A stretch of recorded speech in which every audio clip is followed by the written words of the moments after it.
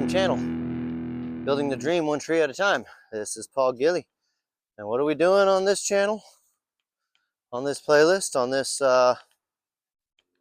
series? There you go. On this series, what are we doing? We are building our custom off-grid dream house.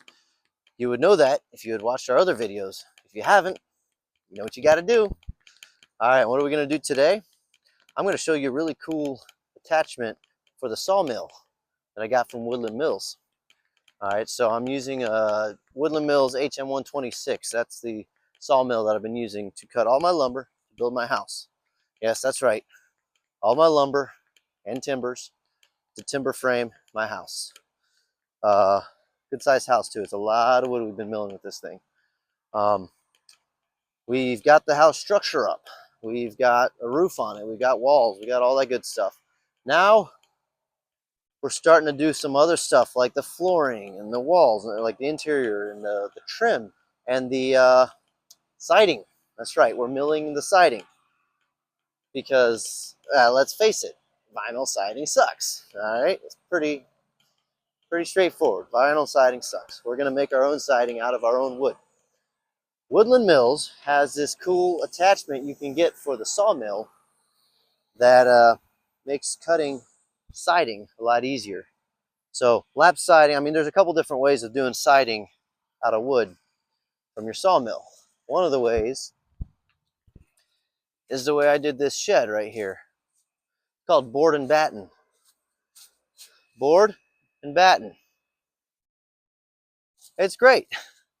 So you're just running boards vertically, and then you add the battens on the gaps, and it allows you to install it green, you know, and then as it shrinks and dries, or as it dries and shrinks, I should say, the battens are covering the gaps in between all the boards, so no problem.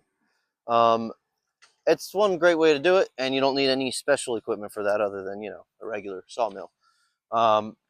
Now, if you don't want to do board and batten and you want to do like a regular lap siding, which is what we're going for on the house, we're going for the lap siding look.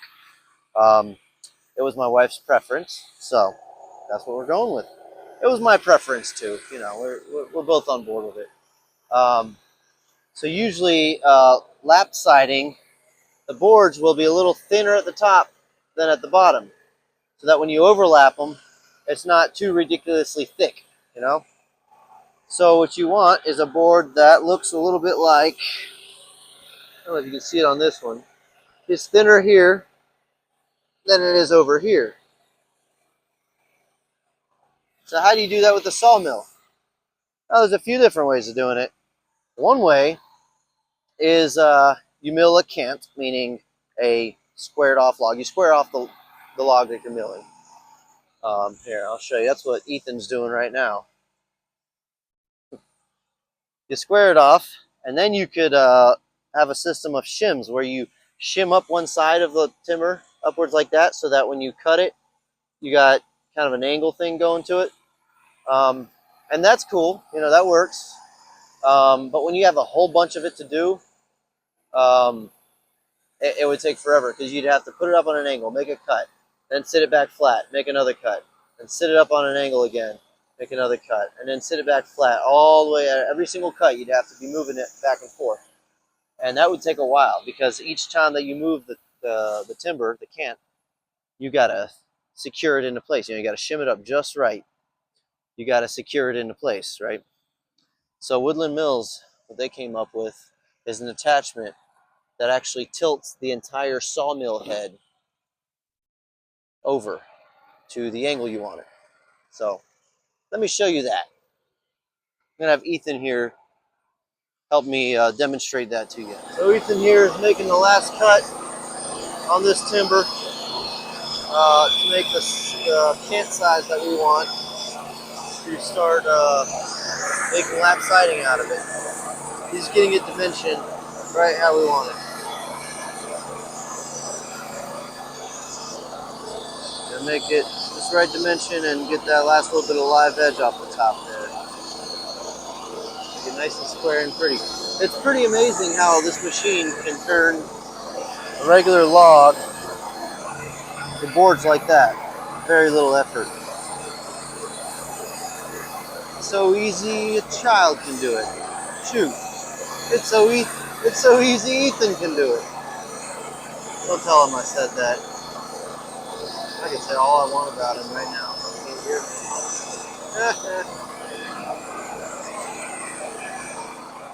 All right, my man. Show us what we got here. Well, here we've got the lap siding attachment from Woodland Mills. Yeah. Shout out. And so what's happening here is we want to mill our cant at an angle, right? So how are we going to do that? Well, we're going to pick up the mill. Pick up the mill. But isn't it heavy? It is. That's why we have engineers that make us these fancy little levers right here. Did the engineers cover them with sawdust too? Or was that all you? I am an engineer. Yeah. So yes. So what's going to happen here, we've got these notches on here. This is different angles. They're arbitrary. There isn't an exact angle. When we pull on this, you'll see the whole mill actually does move up. Woo, do that again. Do that again. So that thing weighs what, 1,000 pounds or so? No, not 1,000 pounds. Oh, no, not that much. I mean, this few whole hundred thing, pounds though.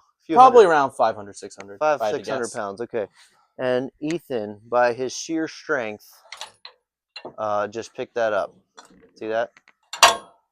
Oh wait, no, he didn't. The engineers picked it up. But he is an engineer. Hey. So actually what's happening is, we can see a bit easier over here. What's happening here is, right here is where the old wheel used to be. Instead, I've replaced that with a lever arm and a sprocket. So what's going to happen is, as I tension this chain from the lever over there, it's going to twist this and apply pressure the wheel, and it's going to lift the mill up. Same with the back wheel, I'm assuming? Oh yeah, absolutely. And the chain goes around the whole setup and hooks to the lever right here. So when I pull on that, you can see chain's moving, mill's going up. And that fancy device right there, that's doing the heavy lifting, right?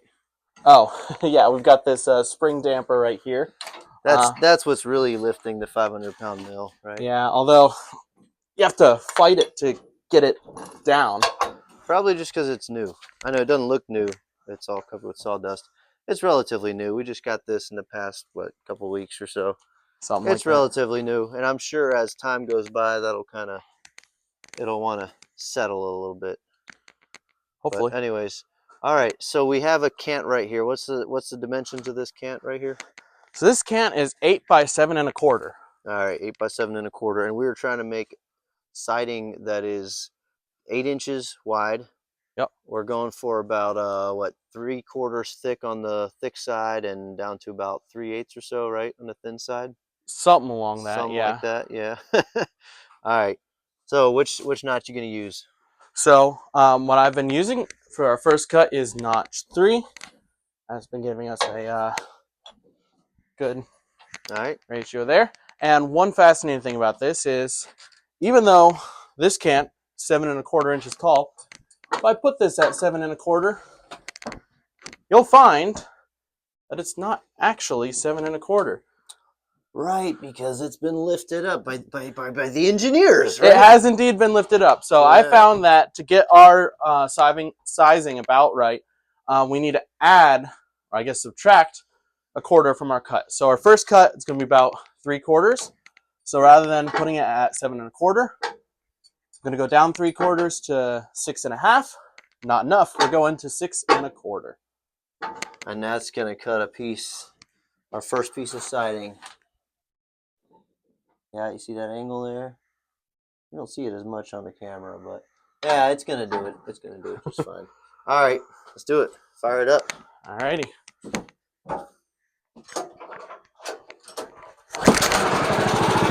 First try.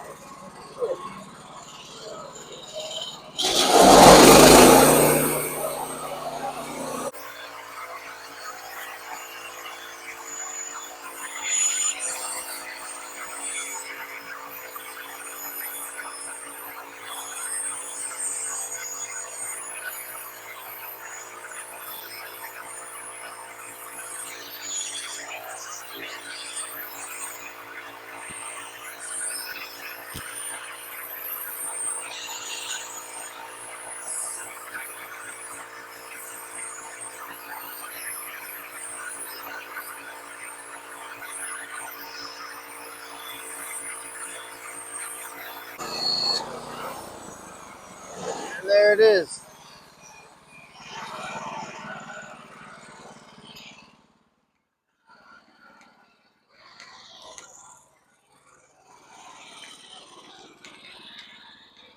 That is a beautiful piece of siding. Hang on, this side's got some bark. Let's look at the other side. The other side's prettier.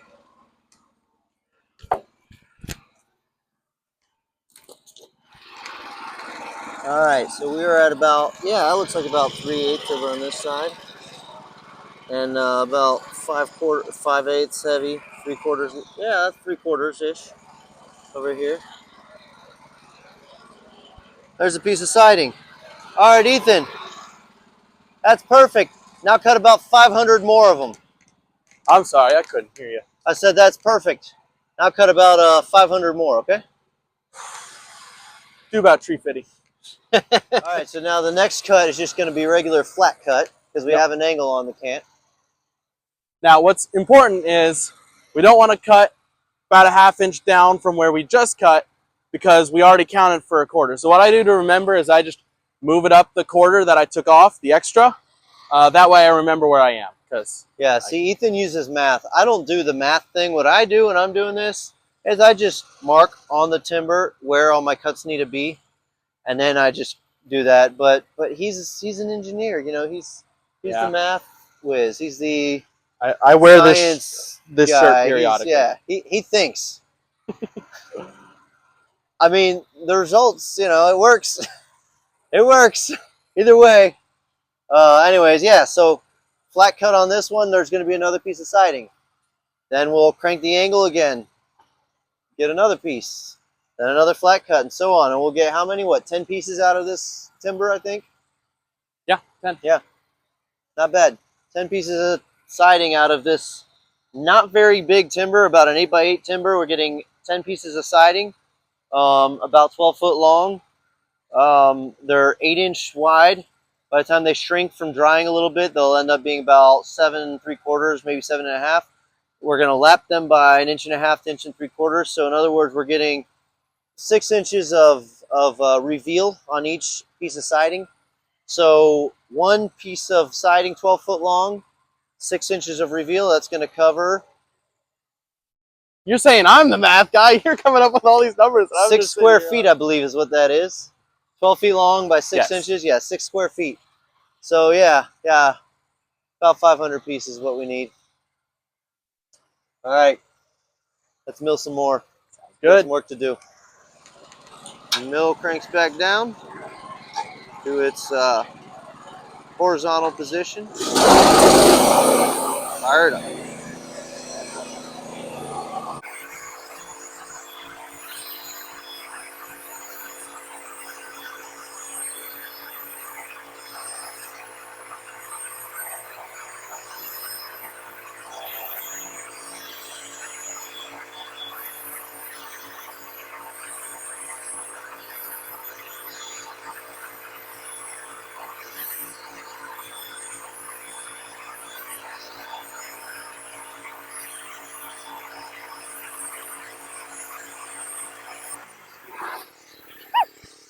All right, thank you, Ethan. Bye-bye. Let him get back to work. All right, pretty ingenious contraption though, isn't it? So Woodland Mills has done it again.